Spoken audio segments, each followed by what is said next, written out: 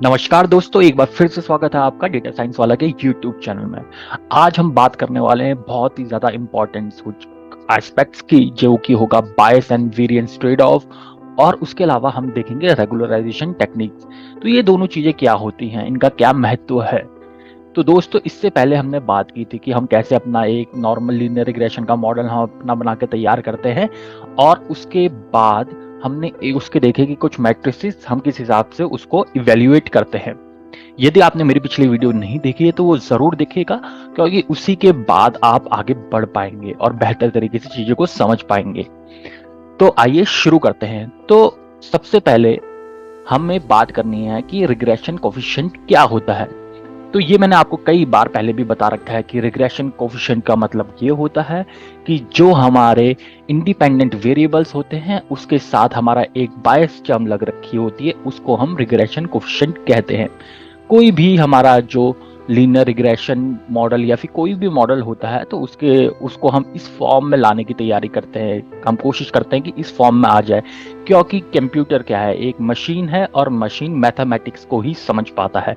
तो हम किसी भी तरह से एक मैथमेटिकल इक्वेशन फॉर्म करते हैं और उसके बिहाफ में हम आगे कोई मशीन लर्निंग का मॉडल बनाते हैं। तो ये एक सिंपल लीनियर रिग्रेशन मॉडल है जिसमें बीटा नॉट, बीटा वन और beta two, beta X Y Z जितने भी आएंगे, मतलब लास्ट तक, ये सारे हमारे क्या कहलाएंगे, कोफिशिएंट। और बीटा नॉट जो पहला टर्म होता है ये इंटरसेप्ट होता है। इसकी बेसिक जानकारी मैंने आपको पिछली वीडियो में दे रखी है, तो उसको जरूर जाके आप देखिएगा। तो आज हम थोड़ा सा आगे बढ़ते हैं और हम जानते हैं कि किस हिसाब से चीजें होने वाली है आगे। तो कल तक जो हमने पिछली वीडियो तक बात की थी, तो उसमें हमने देखा था कि जो हमारा residual sum of square error है, या फिर जिसको आप मीन स्क्वायर एरर कहते हैं, अगर मैं उसको लाना चाहूँ तो कैसे करके आएगा। देखो, रेसिडुअल सम ऑफ स्क्वायर हमारा पहले समझनी चाहिए कि ये बताता क्या है। तो इसमें दो टर्म है, इनको आराम से समझिएगा। तो देखिए, ये चीज को हम मैथमेटिकल इक्वेशन के द्वारा प्रिडिक्ट कर रहे थे। ठीक है, इसको हम मीन स्क्वायर एरर कह सकते हैं। ठीक है, तो इसमें कुछ नहीं किया हमने हमने ये जो सारे टर्म्स हैं, हम इसको इस तरफ ले गए। तो ये y के साथ नेगेटिव में ये सारे टर्म्स आ गए हैं। ठीक है, अब ये जो हमारा residual sum of square error है, ठीक है, हम इसको एक ग्राफिकल पॉइंट के द्वारा प्लॉट करेंगे और हम जानेंगे ये कितना ज्यादा इफेक्ट करता है हमारे मॉडल्स को, और उसके हिसाब से हम कुछ और मॉडल के अंदर कुछ बेहतरी कर पाते हैं, कुछ और हम ऐसी चीजें डाल सकते हैं मॉडल के अंदर कि हमारा जो मॉडल है वो ज्यादा अच्छा परफॉर्म करे। हम आगे बढ़ते हैं और आगे जानते हैं कि इसके लिए क्या हम कर सकते हैं। तो यहाँ पे कुछ जो टर्म्स हैं वो आप देख लीजिए।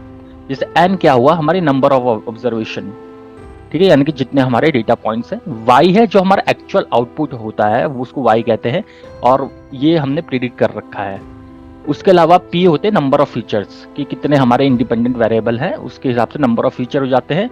bj का मतलब होता है कि आपके नंबर ऑफ कोफिशिएंट कितने होते हैं इंडिपेंडेंट फीचर्स के साथ। ठीक है, और ये जो beta not plus summation of beta j x i j का है, तो इसमें हम प्रिडिक्ट करते हैं आउटपुट हर एक वेरिएबल का, और जब हम उसको स्क्वायर कर देते हैं तो हम इसको कहते हैं रेसिडुअल सम ऑफ स्क्वायर। ठीक है, आगे हम जब चलेंगे हम थोड़ा सा इसके ऊपर क्या विजुअलाइजेशन देंगे ताकि आपको बेहतर तरीके से चीजों को समझ आ सके।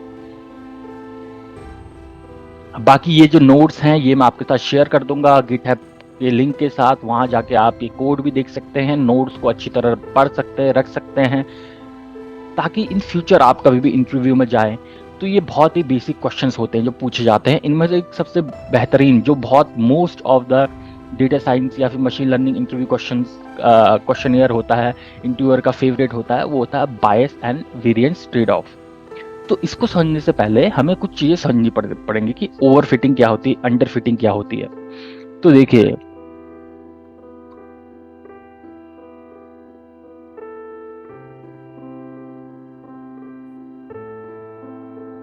तो इसमें देखिए ओवरफिटिंग क्या होता है। ओवरफिटिंग का मैं एक बहुत ही बेहतरीन एक ड्राइंग के थ्रू एग्जांपल आपको देता हूं। मान लीजिएगा कि हमारे पास हमने एक लीनियर रिग्रेशन लाइन हमने ड्रॉ की, ठीक है, और इसके आसपास के मैं डेटा पॉइंट ड्रॉ कर लेता हूं, ठीक है। तो ये हमारे डेटा पॉइंट्स हो गए, ठीक है। लेकिन कई बार क्या होता है, जो हमारा लीनियर रिग्रेशन लाइन होती है, ये बहुत ज्यादा हमारे क्लोज आ जाती है हमारे डेटा पॉइंट्स के, ठीक है। तो डेटा पॉइंट के बहुत ज्यादा क्लोज आ जाती है, तो इस समय क्या होता है, जो मशीन होती है, मशीन ज्यादा से ज्यादा डेटा पॉइंट्स को याद कर लेती है, लर्न कर लेती है। हालांकि हम चाहते यही है कि ज्यादा से ज्यादा डेटा पॉइंट को याद कर ले, लेकिन ओवरफिटिंग के केस में क्या होता है, वो डेटा पॉइंट्स की जो मैथमेटिकल इक्वेशन बनती है वो उतना ज्यादा उसको याद कर लेती है, लर्न कर लेती है, सीख लेती है उनसे, कि जो रेसिडुअल होता है या फिर जो एरर टर्म होता है वो उसको भी as one of the feature उसको मान लेती है। तो इसके कारण क्या होता है कि जो हमारा मॉडल होता है वो जर्नलाइज नहीं रह जाता। अब जर्नलाइज का मतलब कि आपने एक मशीन लर्निंग मॉडल बनाया, अभी आपके पास कुछ डेटा है, मान लीजिएगा आपके पास बॉस्टन हाउसिंग डेटा सेट है एक, कि जहाँ पे बॉस्टन के अंदर जो घर होते हैं उसके डिफरेंट डिफरेंट प्राइस हो रहे हैं, तो क्यों हो रहे हैं, इसके ऊपर आपने एक लीनियर रिग्रेशन मॉडल चलाया। लेकिन जब आप वो लीनियर रिग्रेशन मॉडल चलाते हैं और आपने अपना जो मॉडल है इतना ज्यादा कॉम्प्लेक्स बना दिया कि उसने सारे डेटा पॉइंट याद कर लिए, इतने ज्यादा डेटा पॉइंट याद कर लिए कि एक्यूरेसी आपका जब ट्रेनिंग दे रहे हो तो ट्रेनिंग के समय बहुत ज्यादा अच्छी एक्यूरेसी आ रही है उसमें, कि 90, 92, 93% एक्यूरेसी आ रही है। लेकिन जैसे ही आप उसको टेस्टिंग या फिर अनसीन डेटा के साथ इस्तेमाल करते हैं तो एक्यूरेसी एकदम गिर जाती है।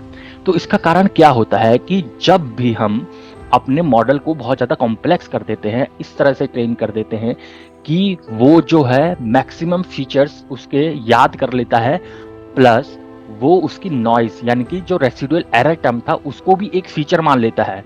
जब कोई भी मॉडल अपने एरर को ही फीचर मान लेता है तो क्या होता है कि वो ट्रेनिंग के दौरान बहुत अच्छा परफॉर्म करता है, लेकिन जब वो नया डेटा आता है उसके पास तो उसको समझ नहीं आता अब क्या करूं मैं, तो वो उस समय बहुत ज्यादा खराब परफॉर्म करता है। इसको हम कहते हैं ओवरफिटिंग। तो इसके लिए मेरे को कुछ और टर्म्स मैं आपको बताता हूं, वो भी जान लेते हैं, जो होता है बायस और वेरिएंस ट्रेड ऑफ।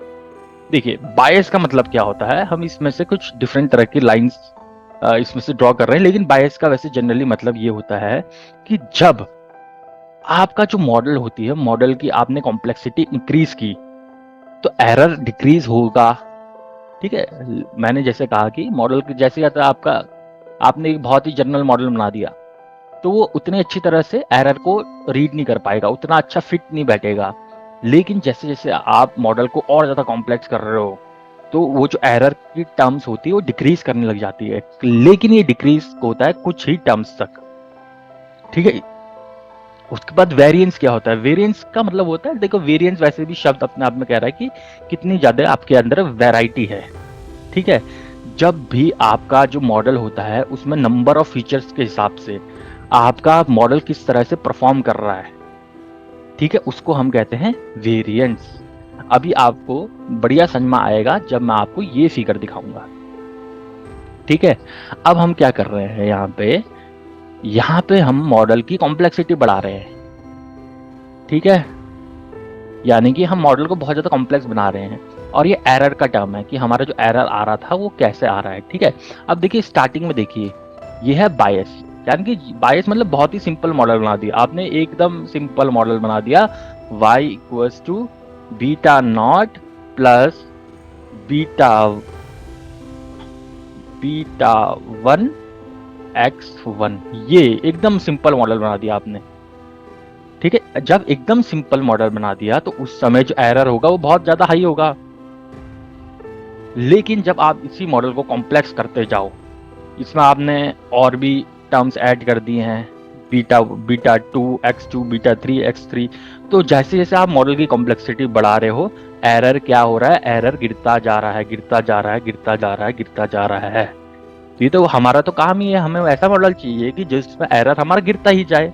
लेकिन अब दूसरा केस देखिए जो मैंने वेरिएंस के लिए कहा था, वेरिएंस क्या कह रहा है कि जब आपके पास नंबर ऑफ फीचर्स जो होते हैं वो काफी ज्यादा कम होते हैं, ठीक है, तो उस समय एरर सबसे ज्यादा कम आता है, ठीक है। नंबर ऑफ फीचर जब कम होंगे तो एरर सबसे ज्यादा कम आएगा।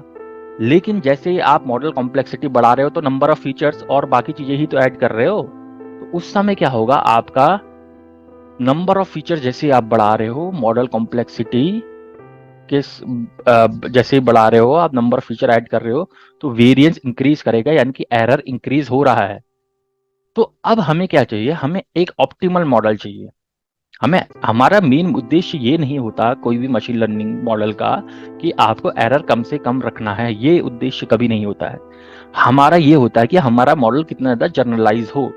जैसे आपने एक मॉडल बनाया, ठीक है, वो आपका नए डेटा सेट के साथ भी अच्छा काम करना चाहिए। अगर एक मॉडल आप बना रहे हो और उसमें वो ट्रेनिंग के दौरान 90% एक्यूरेसी दे रहा है और टेस्टिंग के दौरान वो 50% एक्यूरेसी दे रहा है, तो ये एक खराब मॉडल हो गया, ये ओवरफिटिंग वाली प्रॉब्लम हो गई।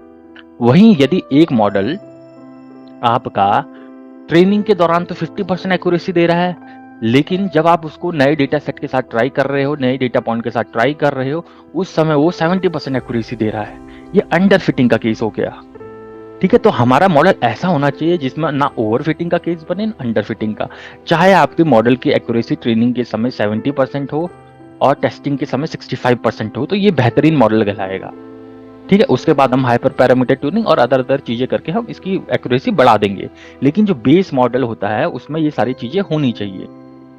अब मैं आपको दूसरी चीज ये समझाऊं कि देखिए, हमने बायस को हमने डिक्रीज करना है और वेरिएंस को हमने इंक्रीज करना है, बट एक हद तक। वो हद क्या होती है, जब ये बायस और वेरिएंस का जो ग्राफ होता है, जहां पे ये काट देता है एक दूसरे को, यानी कि आपने मॉडल की कॉम्प्लेक्सिटी वहां तक बढ़ानी है जहां तक ये दोनों एक दूसरे के साथ इंटरसेक्ट कर जाते हैं, तो इसको कहते हैं ऑप्टिमल मॉडल कॉम्प्लेक्सिटी।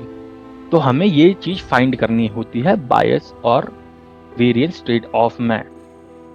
याद रखिएगा, कॉन्सेप्ट बहुत ही ज्यादा पूछा जाता है किसी भी इंटरव्यूअर के द्वारा, तो इसको मिस मत कीजिएगा कुछ भी हो जाए।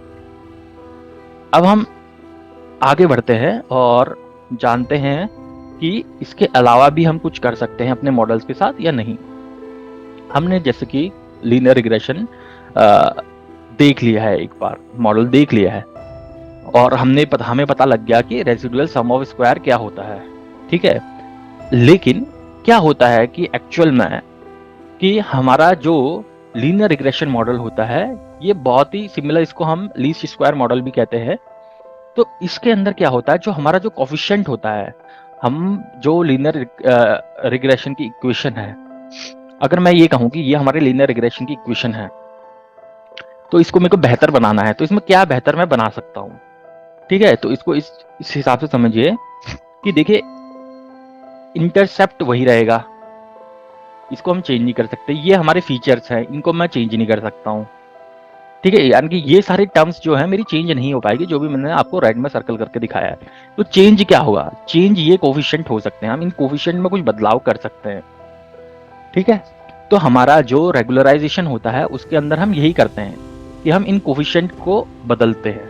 ठीक है, हम इन कोफिशिएंट की मिनिमम वैल्यू तक जाने की बात करते हैं। तो हम इसके साथ क्या करते हैं, जो हमारे ऊपर रेसिडुअल सम ऑफ स्क्वायर मिला, इसके साथ हम एक पेनल्टी टर्म जोड़ देते हैं। ठीक है, पेनल्टी यानी कि अगर ये रेसिडुअल सम ऑफ स्क्वायर है, इसको मैं पेनल्टी हम जोड़ दें, तो उसको पेनलाइज करने के बाद जो कोफिशिएंट का जो साइज होता है वो थोड़ा सा चेंज हो जाता है। अब वो चेंज किस हिसाब से होता है वो मैं आपको एग्जाम्पल के थ्रू बताऊंगा। तो दो तरह के हमारे रिग्रेशन मॉडल होते हैं। ठीक है, एक होता है रिज रिग्रेशन और एक होता है लासो रिग्रेशन। ठीक है, लासो को हम L1 रेगुलराइजेशन भी कहते हैं और रिच को हम L2 रेगुलराइजेशन भी कहते हैं। इसको याद रखने का बहुत सिंपल तरीका ये है कि लासो और रिच, तो लासो जब हम L कहेंगे तो लासो को हम L1 कह देंगे, L1 रेगुलराइजेशन। दो ही तरह के रिग्रेशन होते हैं, तो लासो का L और L1, यानी कि पहला जो रेगुलराइजेशन मॉडल है वो लासो मान लेते हैं। और क्योंकि यहाँ पे 1 लगा हुआ है तो हम यहाँ पे मॉड लगाएंगे, अपने जो कोफिशिएंट होता है उसके बाहर हम मॉड लगा देंगे। ठीक है, और दूसरे वाले में क्या है, रिज, क्योंकि लासो L1 हो गया तो रिज L2 हो जाएगा, क्योंकि ये 2 है तो हम इसका स्क्वायर कर देंगे। तो इस तरह से हम दोनों मॉडल्स को याद रख सकते हैं, वरना कई बार काफी ज्यादा कंफ्यूजिंग होता है। अब देखिए, इसमें एक और टर्म है। ठीक है, तो ये जो अल्फा टर्म है इसको हम कहते हैं ट्यूनिंग पैरामीटर। ठीक है, तो ये क्या करता है, ये बैलेंस बनाता है मॉडल के फिट में, यानी कि कितना अच्छी तरह से मॉडल फिट हो सकता है, और कोफिशिएंट के मैग्नीट्यूड के बीच में बैलेंस बनाता है। ठीक है, जैसे ही मैं आपको इसका डायग्राम दिखाऊंगा आपको तुरंत ही समझ में आ जाएगा जो चीजें मैं आपको बता रहा हूँ। और डायग्राम देखने के बाद एक बार आप फिर से ये थ्योरी जरूर देखिएगा। ठीक है, तो हमारी कोशिश क्या रहती है कि हम इतना पिनलाइज कर दें कि ये जो टर्म होती है ये लगभग लगभग जीरो के आसपास या जीरो आ जाए। ठीक है, अब देखो लासो की जो फुल फॉर्म होती है लीस्ट एब्सोल्यूट श्रिंकेज होती है। तो लीस्ट एब्सोल्यूट श्रिंकेज का मतलब ये इतना ज्यादा श्रिंक कर देता है कोफिशिएंट को कि वो लगभग जीरो ही बन जाता है। लेकिन रिज के केस में जीरो पॉसिबल नहीं हो पाता है, लगभग लगभग आसपास ही रहता है। ठीक है, अब मैं इसको विजुअलाइज करके आपको दिखाता हूं। ठीक है, मान लीजिए अभी मैं केवल दो टर्म लेके जा रहा हूं कि हमारे पास दो कोफिशिएंट है बीटा 1 और बीटा 2। ठीक है, तो जब अभी ये मेरा आरएसएस का मॉडल है, जब आप रेसिडुअल सम ऑफ स्क्वायर को आप एक हाइपर प्लेन में ड्रॉ करते हैं, ठीक है, डिफरेंट बीटा की वैल्यू के साथ। ठीक है, तो रेसिडुअल सम ऑफ स्क्वायर ऐसे करके आएगा। ठीक है, ये क्योंकि वो सम ऑफ स्क्वायर है, स्क्वायर का आपको पता ही है कि वो एक पैराबोलिक वो बनाएगा, कर्व बनाएगा, तो वो ऐसे ऐसे करके एक कॉन्टूर में जाएगा। तो जैसे ही ये कॉन्टूर में जा रहा है तो पहला जो हमारा लासो, ठीक है, तो लासो स्क्वायर बनाता है, अपने आप में स्क्वायर शेप देता है। ठीक है, तो जहां पे ये आरएसएस का, ये है आरएसएस लीस्ट स्क्वायर कोफिशिएंट। ठीक है, तो आरएसएस हमारा राउंड था, तो जब सिर्फ मैं दो कोफिशिएंट के साथ जब मैं काम कर रहा हूं और ये हमारा लासो है, लासो का जो कोफिशिएंट था ये वो है, तो जहां पे ये दोनों पॉइंट्स मीट होंगे तो ये हमारा होगा लासो रेगुलराइजेशन का पॉइंट। ठीक है, तो यहां से हमें कोफिशिएंट की वैल्यू मिल जाएगी। ठीक है, ये पूरा जो है ये हमारा पेनल्टी टर्म है। ठीक है, और रिज के केस में ये पेनल्टी टर्म हो गया हमारा, और यहाँ पे हम सिंपल आरएसएस वैसे ही ड्रॉ कर रहे हैं, केवल दो कोफिशिएंट के बीच में अभी हम निकाल रहे हैं, क्योंकि इनसाइड दो कोफिशिएंट 2D में समझाना बहुत इजी रहता है, तो इस वजह से ये वाला डायग्राम मैं आपको दिखा रहा हूं। तो वैसे ही करके क्या होता है कि रिज के केस में ये लगभग लगभग नियर बाय जीरो आ जाता है, क्योंकि जीरो यहाँ पे है, जीरो ये वाला पॉइंट है। ठीक है, तो ये एक्चुअली में ये दोनों सर्कल कभी भी यहाँ पे टच नहीं हो पाते हैं। ठीक है, तो ये लगभग लगभग आपका जीरो के करीब आता है, लेकिन एग्जैक्ट जीरो में आ जाता है, इस वजह से इसको लीस्ट एब्सोल्यूट श्रिंकेज कहते हैं। आई होप आप सबको ये क्लियर हो रहा होगा। अब हम आगे बढ़ते हैं, तो यहाँ पे मैंने इनकी कुछ डेफिनेशन दे रखी हैं, जैसे कि लासो का लिख रखा है कि श्रिंक कोफिशिएंट लगभग लगभग जीरो के बराबर श्रिंक हो जाता है। ये जीरो के पास श्रिंक होता है, पर कभी भी जीरो तक नहीं पहुंच पाता है। ठीक है, बाकी मैंने कुछ डिटेल में इसमें लिख रखा है कि कौन सा सर्कल को क्या कहते हैं, ये आप एक बार जरूर आप नोट्स में जाके देख लीजिएगा। ठीक है, अब देखिए आप हम जो रेगुलराइजेशन है इसको अपना एक्चुअल वर्ल्ड में कैसे इस्तेमाल करते हैं इसके बारे में थोड़ा सा जान लेते हैं। तो ऐसा होता है कि अभी हमारे पास एक बॉस्टन हाउसिंग डेटा सेट है।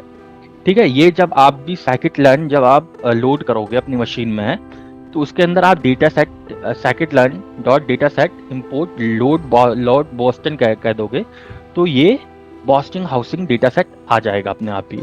मैटप्लॉट और मैटप्लॉट डॉट पाइप्लॉट को हम PLT की तरह इंक्लूड कर रहे हैं, ये हमारे प्लॉटिंग के काम आएगा।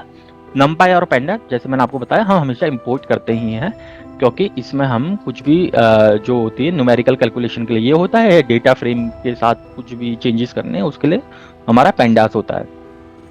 अब देखिए हम scikit-learn के लीनियर मॉडल, ये सारे लीनियर मॉडल है जो मैं आपको बता रहा हूँ, जैसे कि हमने लीनियर रिग्रेशन पहले से देख ली है। अब हम रिज और लासो दो निकाल रहे हैं, और उसके अलावा हम एक स्टैंडर्ड स्केलर यूज करेंगे ताकि हम अपने डेटा को स्केल कर पाए, जैसे मीन मैक्स स्केलर होता है, वो अदर फॉर्म में हम स्टैंडर्ड स्केलर का भी यूज कर सकते हैं, वो डिपेंड करता है आपको कौन सा बेहतर लगता है। ठीक है, उसके बाद हम, क्योंकि हमें ट्रेन टेस्ट स्प्लिट चाहिए, क्योंकि हम अपने डेटा सेट को बांटेंगे, तो जैसे ही मैं यहाँ से बॉस्टन में लोड बॉस्टन मैंने यहाँ से लोड किया है, और इसका मैंने एक इंस्टेंस बॉस्टन करके बना दिया है, जिसमें कि हमारे 506 रो है और 13 हमारे पास कॉलम है। लेकिन मेरे को ये सारे नहीं चाहिए, तो इस वजह से मैं कुछ नंबर ऑफ फीचर्स इसमें से हटा देता हूँ, और मैं केवल 7 फीचर लेता हूँ इसमें। तो जो 7 फीचर लिए है मैंने, वो ये एरिया है। ठीक है, अब इनका जो मैं बताऊं, तो इसमें देखो ये होता है हमारा कि उस एरिया बॉस्टन के उस एरिया में CRIM का मतलब है कि हमारा कैपिटल में क्राइम रेट कितना है, ठीक है।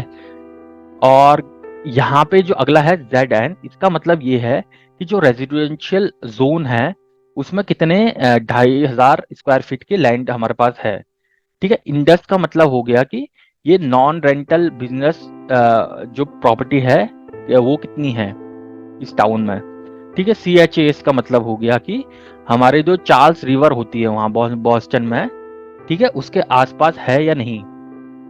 NOx का मतलब हो गया कि नाइट्रिक ऑक्साइड कितना है उस एरिया में।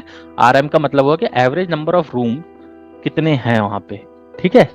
और एज का मतलब हो गया है कि कब से ये जो एज है उसकी एज, प्रॉपर्टी की एज बताओ मेरे को, ठीक है। तो ये सारे हमारे फीचर्स हो गए और बाकी 506 हमारे नंबर ऑफ रोज है।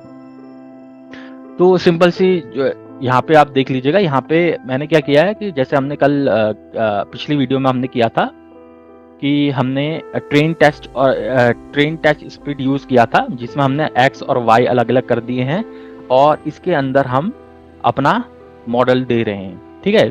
X training, X test, Y train और Y टेस्ट, और उसके बाद हम स्टैंडर्ड स्केलर यूज कर रहे हैं। स्टैंडर्ड स्केलर जैसे मैंने आपको पहले भी बताया, हम Y में कभी यूज नहीं करते, केवल X में यूज करते हैं। इंडिपेंडेंट वेरिएबल में कोई भी स्केलिंग होती है वो सिर्फ और सिर्फ इंडिपेंडेंट वेरिएबल में यूज होती है, इंडिपेंडेंट फीचर्स में यूज होती है, ठीक है। अब ये जो अल्फा है ये हमारा पेनल्टी टर्म्स है जिसकी हमने बात की थी, ठीक है। तो इसमें मैंने कुछ नहीं किया, इसमें मैंने डिफरेंट पेनल्टी टर्म मैंने इसके अंदर डाल रखे हैं क्योंकि मैंने यहाँ पे इसकी रेंज स्पेसिफाई कर दी है। तो जो पेनल्टी अल्फा की वैल्यू होगी वो 10, 100, 1000 और 10,000 होने वाली है, ठीक है। उस हिसाब से मैंने रिच का वेट भी डिफाइन कर दिया कि कितना रिच का वेट आ रहा है, ठीक है। वो यहाँ से निकल जाएगा क्योंकि इसके अंदर क्या होगा, पेनल्टी टर्म मैंने पहले से ऐड कर दी है, ठीक है। तो अब पहले मैंने रिज रेगुलेशन के हिसाब से पेनल्टी टर्म ऐड करके ये निकाल लिया है। अब देखिएगा यहाँ पे मैं क्या करना चाह रहा हूँ, मैं एक प्लॉट करना चाह रहा हूँ, ठीक है।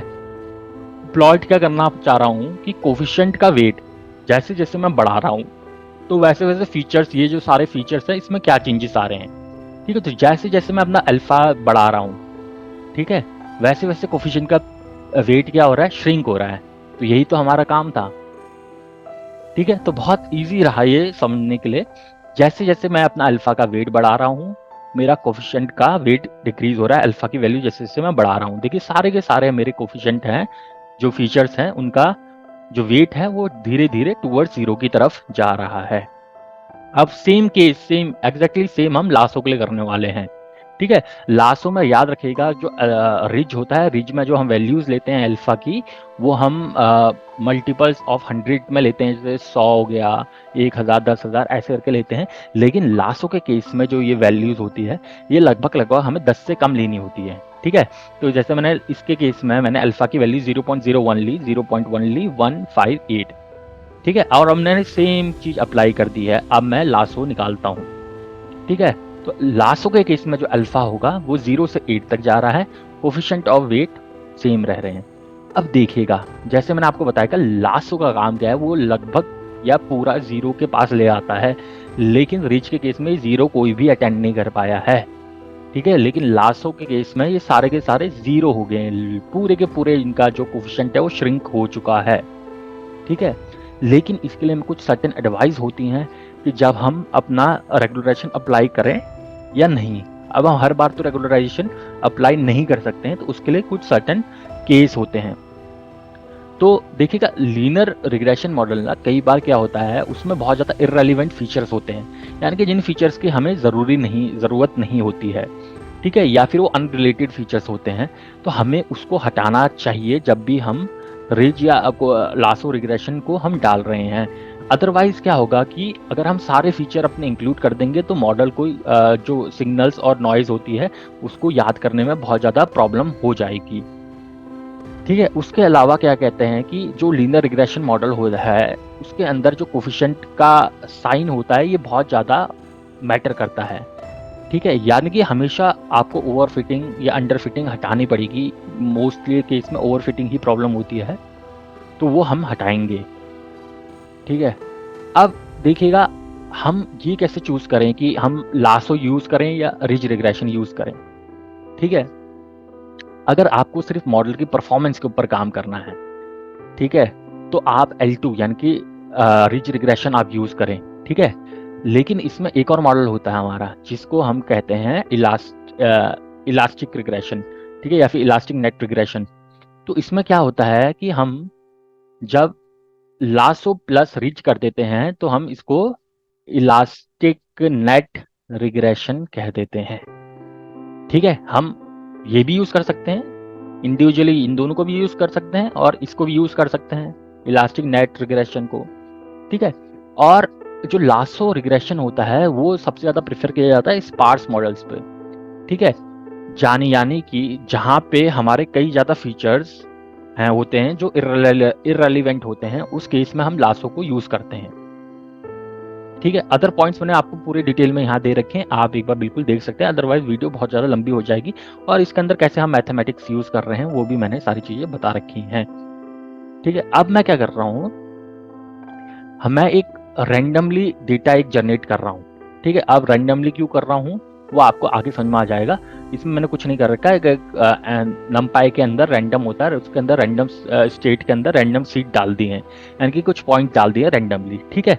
वो सारे मैंने यहाँ डिफाइन कर दिए हैं और उसका एक एरे बना के रिटर्न कर रहा हूँ मैं, ठीक है। तो रैंडमली मैं एक्स और वाई को जनरेट कर रहा हूँ और इसके आगे मैं यहाँ पे दूसरे उसके लिए भी कर रहा हूँ, ठीक है। तो दूसरे उसके लिए मैंने जो साइज किया गया है उसके लिए भी मैंने रैंडम सीट जनरेट कर दिए हैं। तो अब देखिए हमारा रिज मॉडल की इक्वेशन ये आ जाती है, जो मैंने रैंडम सीट जनरेट किए थे उससे रिज की एक्चुअल मॉडल की इक्वेशन ये आ गई है और लासो की ये ऊपर वाली आ गई है, ठीक है। तो 0 रैंडम सीट के लिए ये आ गई है, 1 के लिए ये आ गई। तो इसी तरह से मैंने बहुत सारे रैंडम सीट मैंने जनरेट कर दिए गए हैं, ठीक है। तो इससे आपको बेसिकली समझ में आ जाएगी कौन ज़्यादा इफेक्टिव हो रहा है। देखिएगा लासो के केस में ये 0 के करीब ला गया है, 0 बना दिया इसने कुछ को, ये x2 जो फीचर था मेरा इसको 0 बना दिया है। ये केवल आपके समझने के लिए, इतना डीप आपको जाने की ज़रूरत नहीं है, ठीक है। तो ये एक एग्जाम्पल था कि किस हिसाब से हम ये सब चीज़ें जनरेट कर सकते हैं।